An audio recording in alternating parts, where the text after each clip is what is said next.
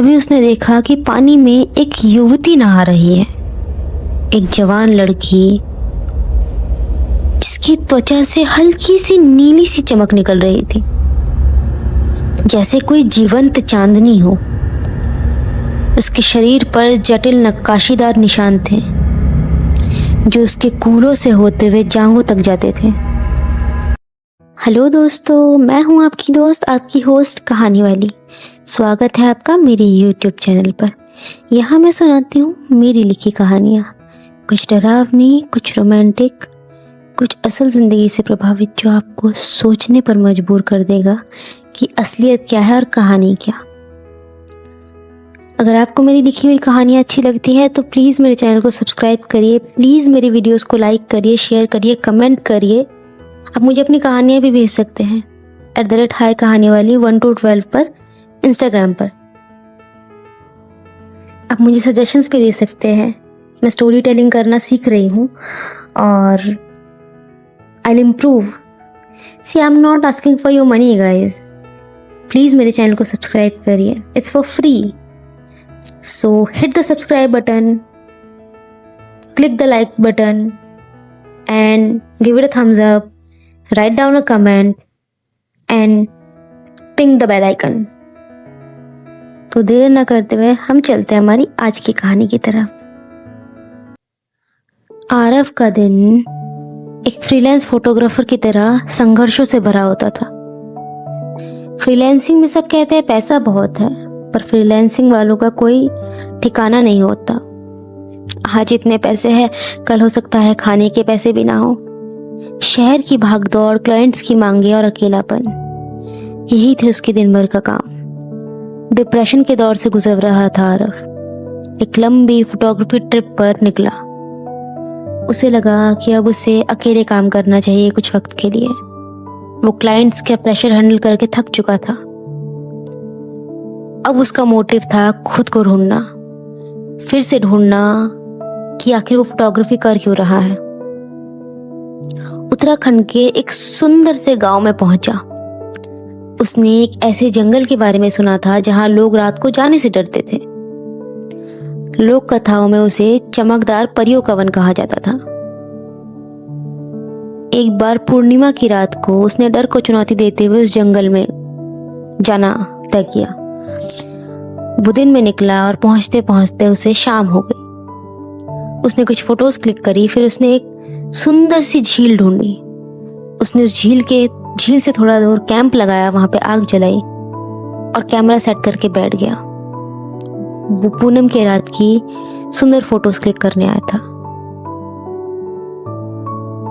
जहां चंद्रमा की रोशनी सीधे पानी पर पड़ रही थी। तभी उसने देखा कि पानी में एक युवती नहा रही है। एक जवान लड़की जिसकी त्वचा से हल्की सी नीली सी चमक निकल रही थी, जैसे कोई जीवंत चांदनी हो। उसके शरीर पर जटिल नक्काशीदार निशान थे जो उसके कूलों से होते हुए जांघों तक जाते थे। जब उसने अपने गीले बालों को पीछे किया तो आरव ने देखा कि उसकी आंखों का रंग पिघलते शहद जैसा था। उसकी आंखों की पुतलियां थोड़ी बिल्ली जैसी थी। आरव का दिल तेजी से धड़कने लगा। जब उसने ध्यान से देखा तो उसे वो इंसान जैसी नहीं लगी। वो डर गया। जैसे ही उसने आरव को देखा, उसने एक अजीब सी आवाज में चीख लगाई और डर कर भागने लगी। उसकी चीख से कुछ ऐसी वेव्स निकली कि उसके पास वाला पेड़ हड़बड़ी में उसी के पैरों पर गिर गया। उसके मुंह से एक और चीख निकली। हर चीख जैसे अजीब सी वाइब्रेशंस पैदा कर रही थी। एक चीख 10 बार गूंजती। आरव बहुत मुश्किल से अपना कान बंद करके धीरे से उसके पास पहुंचा। डरो मत, उसने प्यार से कहा। मैं तुम्हें कुछ नहीं करूंगा। वो अपनी बड़ी बड़ी नीली आंखों से एक टक आरव को देखे जा रही थी। उसने अपनी शर्ट के नीचे से टी-शर्ट फाड़ी और उसके घाव पर बांध दिया। उसकी त्वचा को छूते हुए एक अजीब सी झुरझुरी महसूस हुई, गर्म फिर भी ठंडी, जैसे सुबह की धूप में नहाया हुआ एक मोती। आरव ने उसे उठाया। उसने आरव की तरफ देखा। आरव के सर पर हाथ फेरा और आरव वहीं बेहोश हो गया। जब सुबह आरव की आंख खुली तो उसने पाया कि वो अपने कैंप के बाहर सोया हुआ था। आग जल रही थी। आरव को लगा कि कहीं उसने सपना तो नहीं देखा। फिर उसकी नजर उसकी टी शर्ट पर पड़ी जो कि फटी हुई थी। उसने कहा ये कोई सपना नहीं था, मैं असलियत में एक सीरीन से मिला हूं। अगले 7 दिनों तक आरव रोज उसी झील पर आता रहा, कभी दवा लेकर कभी खाना लेकर। उसे चट्टान पर रखता और कुछ दिनों के देर बाद वो सारी चीजें गायब हो जाती। आरव को खुशी भी होती और उसने ठान लिया था कि वो उस लड़की को ढूंढ कर रहेगा। उसके मन में एक अजीब सा तनाव था उस लड़की के लिए। वो शिरीन थी, उसका नाम चांदनी था। चांदनी भी अपनी दुनिया में खुश थी। वो पानी के नीचे रहती थी। सतह पर वो थोड़े ही वक्त के लिए जिंदा रह सकती थी। उसने जब से आरव को देखा था वो हर रोज छुप छुप कर आरव को देखती। उसे आरव बहुत सुंदर लग रहा था। उसने पहली बार ऐसा कुछ देखा था। उसके हाथ बहुत मुलायम थे। उसकी आंखें गहरी काले रंग की, उनमें हम जैसा चमक तो नहीं पर एक ठहराव था। उसने इस बारे में किसी को नहीं बताया क्योंकि वो जानती थी कि उसका परिवार इंसानों को मार देता है। वो कहते हैं अगर हम उन्हें नहीं मारेंगे तो वो हमें मार देंगे। एक दिन आरव वहीं झील के किनारे बैठा हुआ था। उसने वहां खाना रखा और वो पेड़ के पीछे छुप गया। जैसे ही चांदनी बाहर आई उसने वो खाना चखा और वो खुश हो गई। जैसे ही वो खाना चख कर वापस जाने लगी, आरव ने चांदनी का हाथ पकड़ लिया। चांदनी उसे देखकर चिल्लाई। उसकी आवाज सुनकर आरव के कान बजने लगे। उसने कानों पर हाथ रखा और चिल्लाने लगा। उसने उससे माफी मांगी। चांदनी की भाषा आरव समझ नहीं पा रहा था और आरव की भाषा चांदनी। फिर आरव ने इशारों में उससे कहा कि तुम मुझे अच्छी लगती हो और शुक्रिया मुझसे मिलने के लिए। चांदनी ने भी उससे कहा शुक्रिया मेरी जान बचाने के लिए। फिर धीरे धीरे आरव और वो छुप छुप कर मिलने लगे। दिन हफ्तों में बीते और फिर महीनों में। आरव चांदनी को अपनी भाषा सिखाता, चांदनी आरव को। चांदनी को आरव की दुनिया के फल बहुत पसंद थे। एक रात आरव ने उसे अनार का फल दिया तो चांदनी ने मुस्कुरा कर कहा तुम्हारी दुनिया के फल कितने मीठे होते हैं ना, हमारी दुनिया के फल नमकीन होते हैं। जब भी चांदनी कुछ बोलती उसकी आवाज में एक संगीत सा झलकता। वो जो भी कहती आरव उसे मान लेता। ये उसकी ताकत थी कि वो इंसानों को काबू करके कुछ भी करवा सकती थी। दिन बीतते गए। आरव को एहसास हुआ चांदनी सिर्फ एक परी कथा की चरित्र नहीं थी। वो खूबसूरत थी, मजबूत थी, नाजुक थी, समझदार थी, क्यूरियस थी। वो उसे प्रकृति के रहस्य जैसे दिखती थी कि कैसे पेड़ आपस में बात करते, कैसे तारे रात भर गाना गाते। एक शाम बारिश के बाद जंगल में नमी थी। चांदनी ने आरव के हाथों को अपने हाथ में लिया।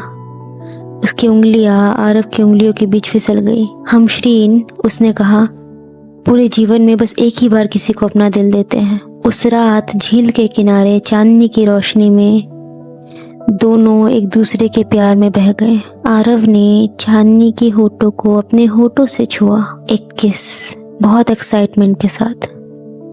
उसकी त्वचा से निकलने वाली रोशनी आरव के भीतर तक प्रवेश कर रही थी। चांदनी की त्वचा से निकलने वाली हल्की सी झंझनाहट आरव के शरीर में एक नई ऊर्जा भर रही थी। उन्होंने एक दूसरे को छू कर प्यार किया। लेकिन हर सुबह की एक शाम होती है। चांदनी की बहन को आरव के बारे में पता लग गया। उसने आरव को चेतावनी दी कि हमारा शरीर तुम्हारी दुनिया के प्रदूषित हवा को बर्दाश्त नहीं कर सकता। अगर चांदनी तुम्हारे साथ चली गई तो वो धीरे धीरे मारी जाएगी। ये बात सुनकर आरव का दिल टूट गया। आरव ने चांदनी से ना मिलने का फैसला लिया। वो आखिरी बार मिले। उन्होंने एक दूसरे को जी भर कर प्यार किया। फिर आरव ने चांदनी से कहा कि आज के बाद हम नहीं मिलेंगे, ये सही नहीं है तुम्हारे लिए। वो वहाँ से जाने लगा। चांदनी रोने लगी। उसकी रोने की आवाज़ और चीखने की आवाज़ पूरे जंगल में गूंजने लगी। वो कुछ इस तरीके से रो रही थी कि मानो जंगल टूट रहा हो। भारी बारिश शुरू हुई। नदी में उफान उठा। आरव का पड़ाव भारी हो गया, वो पानी में फंस गया। जब चांदनी ने ये देखा, उसने अपनी पूरी ताकत लगाई, आरव को बचाया, लेकिन ऐसा करते हुए वो बहुत कमज़ोर हो गई। उसकी चमक फीकी पड़ने लगी। अब उसे पानी में लौटना था और इस बार शायद वो वापस ना आ पाती। उसने अपनी ताकत से आरव को बचाया था और उसने ज़मीन पर खोने की अपनी सारी शक्तियाँ खो दी थी। उसने आखिरी बार आरव को चूमा और वो बेहोश हो गई। बेहोश होने से पहले उसने आरव के सर पर हाथ फेरा, अपनी बहन से कुछ कहा और सब लोग उसे पानी में लेकर चले गए। उसकी बहन ने एक अजीब से सुर में छोटा सा गाना गाया। वो गाना सुनने के बाद आरव ने अपना सामान उठाया और उस जंगल से चला गया। उसकी बहन ने अपनी जादुई ताकत से आरव के जहन से चांदनी की सारी यादें मिटा दी थी। आरव भूल चुका था कि कोई चांदनी भी थी। इधर चांदनी 9 महीने बाद एक बच्चे को जन्म दे रही थी, जो दिखने में तो चांदनी जैसा था, पर जिसकी हाव भाव, बातें, आंखें बिल्कुल आरव जैसे थी। ये ऐसा बच्चा था जो पानी में भी जी सकता था और ज़मीन पर भी। चांदनी ने उसके सर पर हाथ फेरा, उसके माथे को चूमा, उसे गले से लगाया और उसे लेकर पानी की तहों में लौट गई। क्या हम भी ऐसे ही होते हैं? इंसान भी ऐसे ही होते हैं। अगर हम किसी से सच्चा प्यार करें तो उसकी हिफाजत के लिए हमें उसकी ज़िंदगी से दूर जाना पड़े तो शायद हम 2 बार नहीं सोचेंगे, पर तभी जब हमें सच्चा प्यार हो। आपके लिए मेरे पास 2 सवाल हैं। अगर आप चांदनी की जगह होते तो क्या करते? और अगर आपको भी किसी दिन चांदनी के जैसा कोई मिला तो क्या आप उसे संभाल कर अपने सीने में दफन करके रखोगे या उसका राज पूरी दुनिया में फैला दोगे? और अगर आपको मेरी कहानी अच्छी लगती है तो मेरे चैनल को सब्सक्राइब करिए, लाइक करिए, कमेंट करिए, शेयर करिए। आई am not even asking for your money guys, it's for free. So please hit that subscribe button, hit it right now. Click the bell icon. Like my video, share my videos, comment on my videos. It's all for free. Please help me out. And I'll see you in the next video. तब तक के लिए अपना ध्यान रखिएगा और मिलते हैं हम। और हाँ, आप अपनी वीडियोस के लिए आइडियाज़, अपनी स्टोरीज @hi कहानी वाली 1 to 12 पर इंस्टाग्राम पर DM कर दीजिए। चलिए, मैं आपसे मिलती हूँ अगली वीडियो।